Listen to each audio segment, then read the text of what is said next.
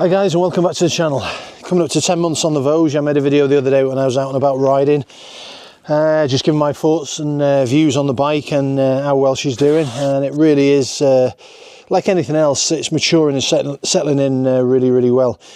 I've just given it a good clean. It's had a jet wash, a snow foam, and I've cleaned it all over. No signs of any marks or anything. What you need to do, people have been asking on the YouTube channel about any corrosion on the bike. Obviously you can see we've got a bit of cloud today, but we're in a generally warm, dry climate, although it can be humid here. And the main suggestion I would suggest to all of you is just make sure you put the bike away dry, chamois it down, don't cover it up when it's wet. Even if you're putting it in a cover in the garage, make sure it's dry before you cover it up, and you should be good to go. And some of the answers I gave on that particular question were that even year-old bikes, Suzuki's, Yamahas, Ducatis, whatever, even BMWs show signs of corrosion if they're not maintained and looked after well. So in damp, humid climates, you can use preservative to spray on all the exposed points, AF50 spray or a similar spray. Make sure you read the instructions how to do it. Don't put it near any brakes or brake discs, of course. And another question I got on the last video was about the adjustment on the chain. Now, I've looked at the chain after I cleaned it and it doesn't need adjustment, but I'll quickly go through how you measure it and how you would adjust it, because on a lot of bikes, when you look at the adjustment measures on the back on the rear swing arm, they tend to be symmetrical. When I looked on mine, there's markers on the back and they're not totally equal, although it tracks great, it doesn't run out, so I've got no issues with it being out of line or the wheels not being lined up. They've not been changed since factory. So, you know, the lineup should be okay on it. What I'll do, I'll get the camera down, I'll show you the method of measuring the slack on the chain. And the chain slack on this particular model is quite a lot. It's 35mm to 45mm, and you need to be either end of that at the extremes or in the middle to be bang on tolerance. So we'll come around the other side and we'll drop the camera down near the adjustment on the chain, and we'll do a chain measure on it. So drop the camera right down this side and hopefully we can be in shot. Let's just see what we're looking at. Rather cold morning here. I walked down to get the bike. It's about 9 degrees, so pretty chilly. I think that'll probably do it, as long as I don't get my big maulers in the way.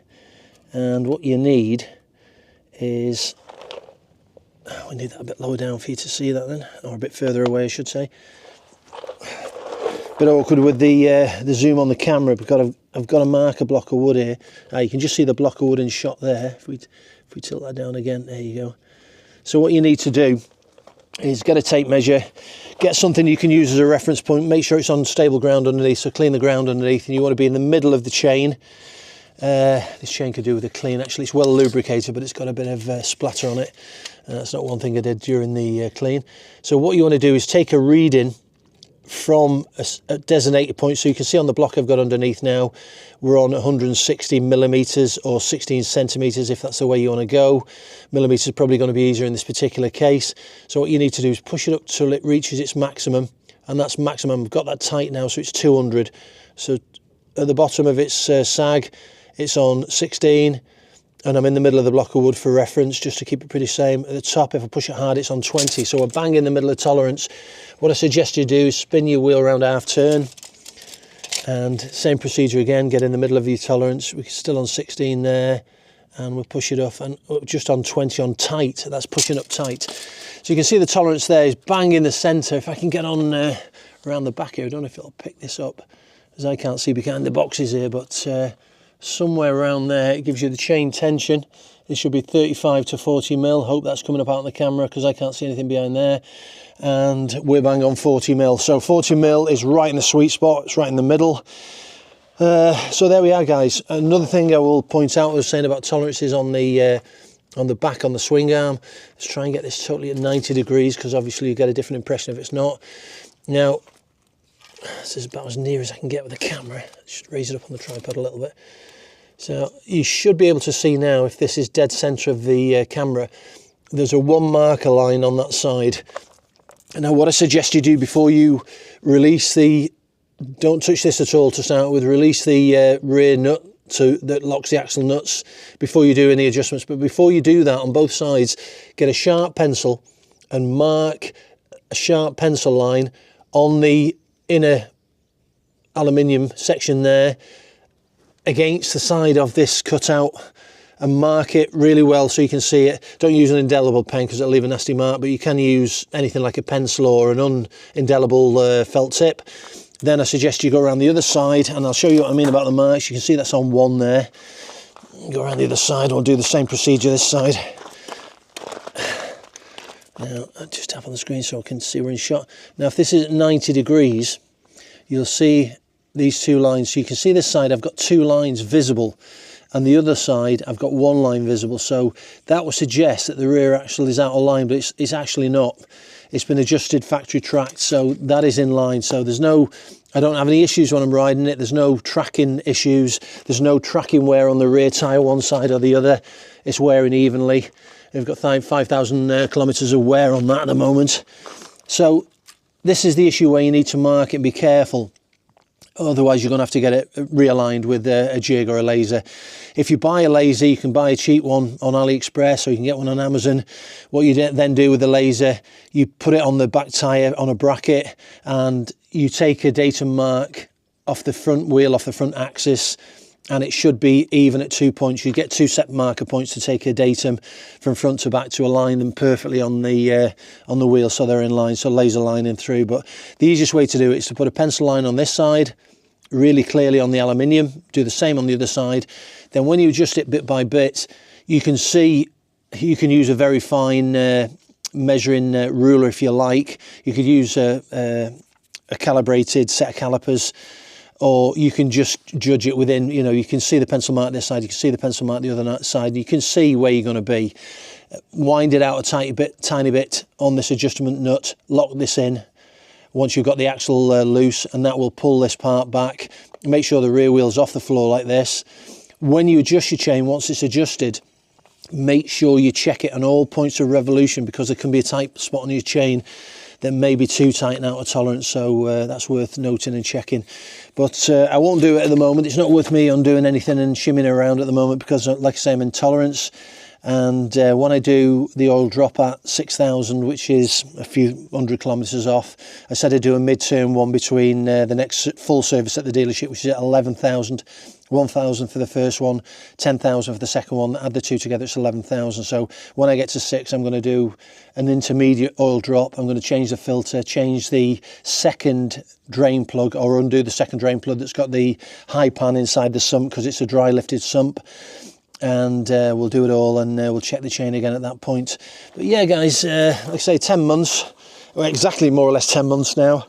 And yeah, she's been of a dream of a bike. Like you see, it's quite an imposing beast of a thing when you've got all the luggage on, especially if you've got up on the main stand. You do see the height and the size of the bike. And yeah, like I said in all the videos, I mean, we go around in circles with this as guys who've got it. Like I said, originally it was a love-hate relationship, but it's just grown and grown and grown, and you just gel with the bike. It's a really nice bike, whether you want to go out and keep it in road mode and just tootle around, put it in sports mode if you want to let it off the leash now and again. Just make sure you're careful. The new ones with the corner and ABS, for a lot of you it will be helpful. For me, it would have been an handy extra addition. Of course it would, I'm not going to lie. Any extra on a bike's an added bonus, but they're just a bit of a carrot that they're dangling to get people to get the Euro 5 plus bikes, which they've hiked up by 200 or 300 euros and pounds sterling as well. So yeah, guys, you can see I'm still rocking the original Carpi ride. It's on the front there. That's been faultless even in the rain and everything else. I've got the side mounts on the engine. People have said, why haven't they melted? Well, these are the original ones I bought. They're for the F850 GS. I've had them on 10 months now, more or less from new. Not a problem. Should I take them off? There may be some marking behind there, but I'm not too bothered about that. I mean, them casings could be sprayed if they needed to be. I don't think they will be. They just don't get on my bike at all. The quick shifter, great now it's on 4.7, and great now it's got some mileage in it. There is talk that if you've got a bit of a jumpy quick shifter, that you can adjust it. Not that I've tried to do this, but there are adjustment points at the top and bottom, and you can see when you lift it There's quite a sprung, and that's designed to be there to set the sensor off the spring. So, you know, without looking at a proper technical specification on how much lift this should be, I wouldn't really want to start messing around with that. So your routine maintenance on these bikes, there's no reason why you can't do it yourself. So you can do your oil change, filters, of course. To keep it in spec and have it done to keep the guarantee, you're going to have the main dealer interval service checks done. But if you want to do an intermediate oil change like I do on most of my bikes, I rarely get them go full term. You'll often find mid-term when you drop the oil, it's filthy dirty anyway. So it just depends on you know, your pocket and spending really. But 4 litres of good oil every 6 months for me is it's worth doing it, to be honest. So yeah, guys, impressive bike all round. These stickers that I put on originally, you can see them on the tank side there and on the front. The only one that I had an issue with was this top one that was on the curve section, and that peeled a couple of times. In the end, I just took it off. So as long as you've got a bit of protection here where you've got stuff leaning on it, you're going to be okay. Paintwork is standing up pretty good, but what I would say, there's no metal steel work, plate work on this bike. What I mean by that is the tank's all plastic. This is just a faux cover over the original tank. This is all plastic, the beak's plastic. So there's no metal fenders or nothing on the bike apart from the frame and obviously the rear boxes, which are all aluminium. Yeah, so brakes are still really good. Not a lot of wear on the pads. 5,000 kilometers, they're doing really well. The tyres have got plenty more meat on them. I reckon you would get a good bit of mileage out of these Pirelli tyres, and they are quite sticky. I would be tempted to put something more aggressive on it when they come to change, purely for the condition of our roads. So yeah, guys, a lot of people excited for the MY25 model, but for all intents and purposes, if you were to put the two side by side, they're identical, apart from the screen mirroring. I've talked about the screen mirroring before, and as far as I know, and this is only speculation, I'm not 100% sure because no one's actually seen it, but from what I've seen on the 525 and the other models where they've actually got the screen mirroring and available in China as an update, it basically screen mirrors the app that is within the Voge app. So the map app we've got is called Mapbox, and you'll know if you have this model that I've got, that when you go into Mapbox and you turn the screen on, you press the down key and that changes the screen to a navigation type screen. Once you're connected by Bluetooth, the Mapbox then comes on your phone. You have to put the destination in on your phone, and when you put the destination in on your phone, you get voice by voice turns out of your phone or via your headset that you've got on. But on the phone, you'll see that you've got a full mapping system on your phone, same as Apple Maps or Google Maps. It appears on your phone. Now, what they're saying with this mirroring to the screen is, instead of getting the turn by turn that you get on the screen, they're going to put a section on the screen where the Mapbox mirrors from your phone to the screen, and the saying that will give you 4 years free of Mapbox. Well, when we got this, we all got Mapbox free, apart from the fact that you had to enter your card if you went over X amount of map readings. So it's the same thing exactly, except it's going to mirror the Mapbox to mapping, that screen mapping that we see on Google and Waze and all the other maps directly onto your screen. But it's going to be the same structure as we've got already.